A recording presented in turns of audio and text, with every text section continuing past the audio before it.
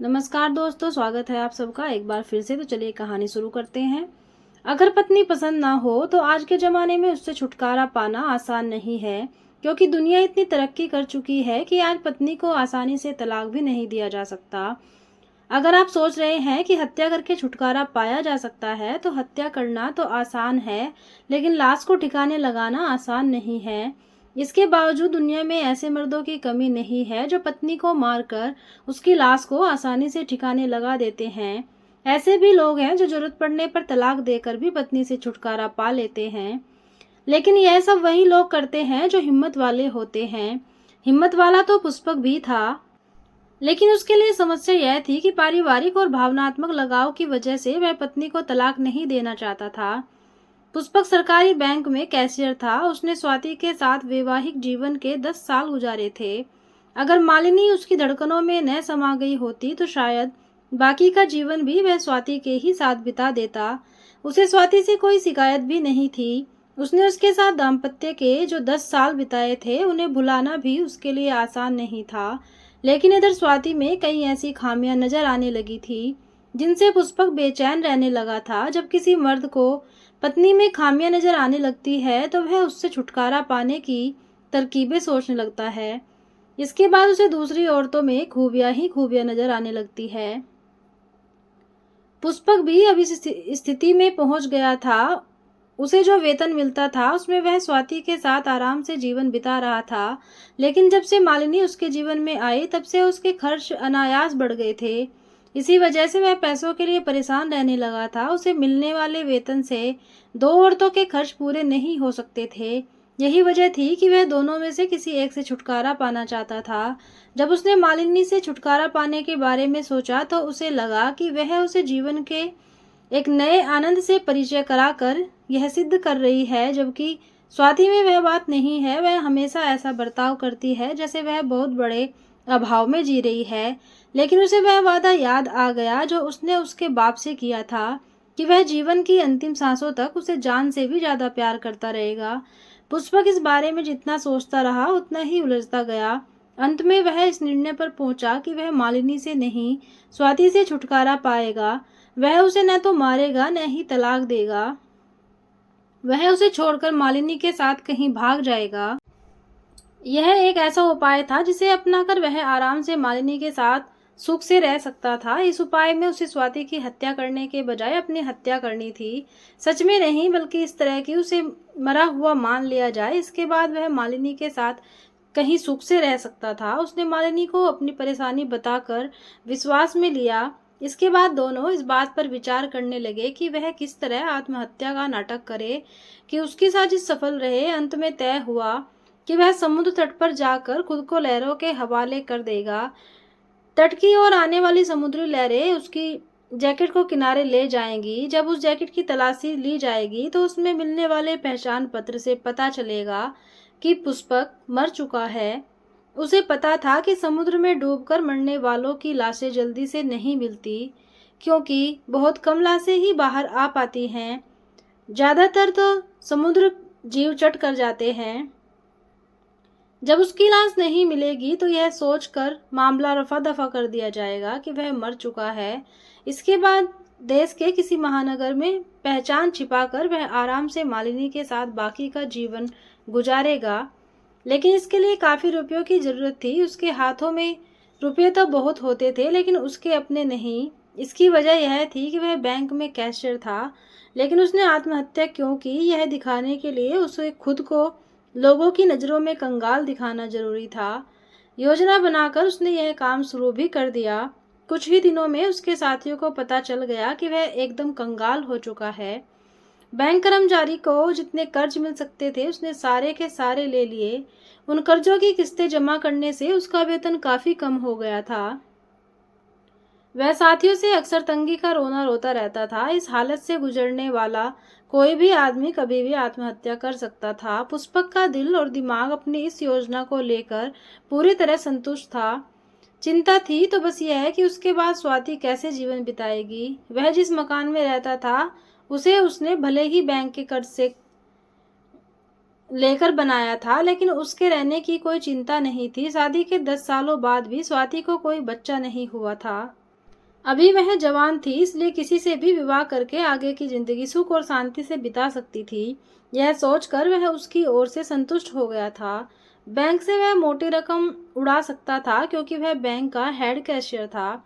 सारे cashier bank में आई रकम उसी के पास जमा कराते थे, वहीं उसे गिनकर तिजोरी में रखता था।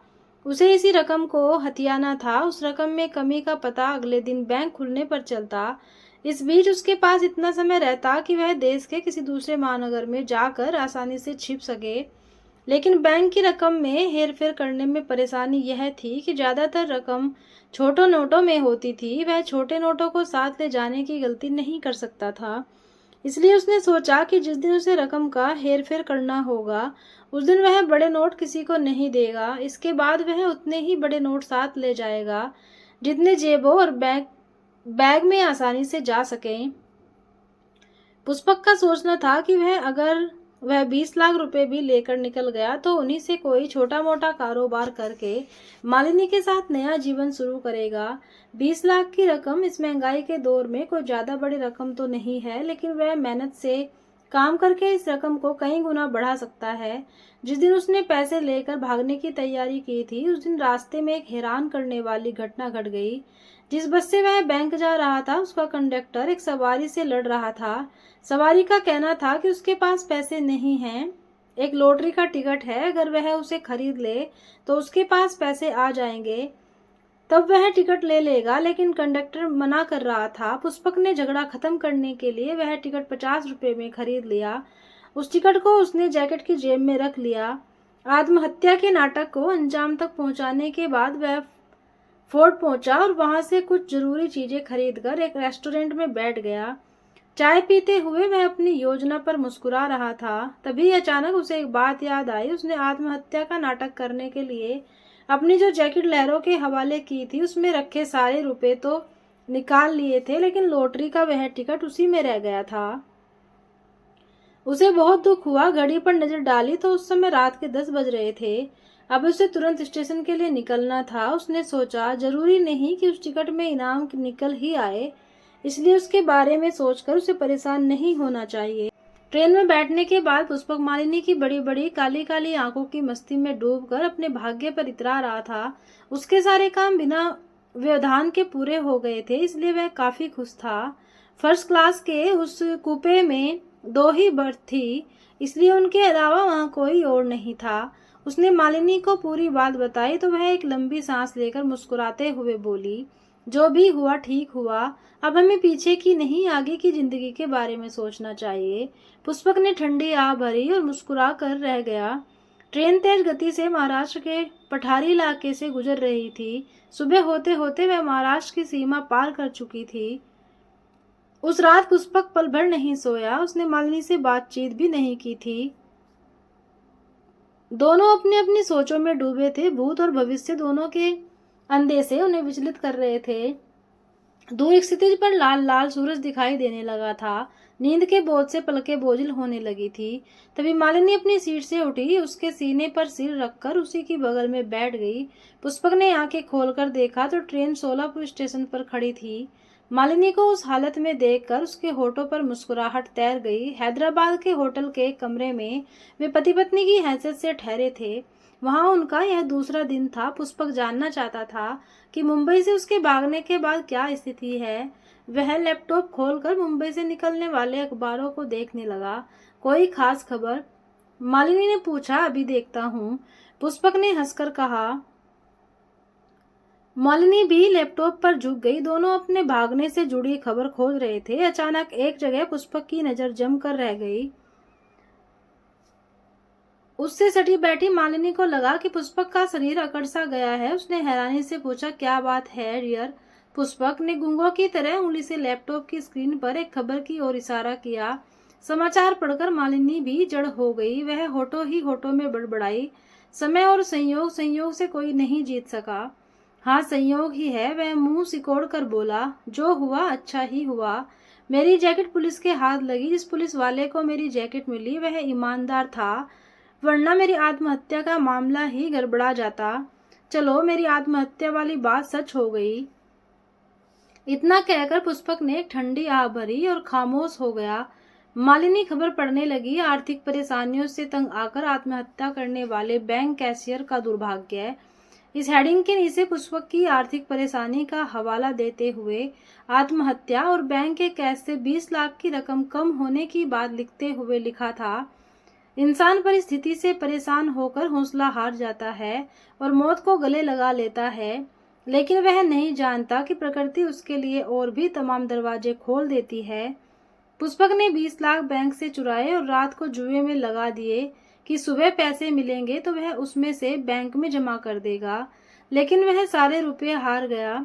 इसके बाद उसके पास आत्महत्या करने के अलावा कोई चारा नहीं बचा, जबकि उसके जैकेट की जेब में एक लॉटरी का टिकट था जिसका आज ही परिणाम आया है।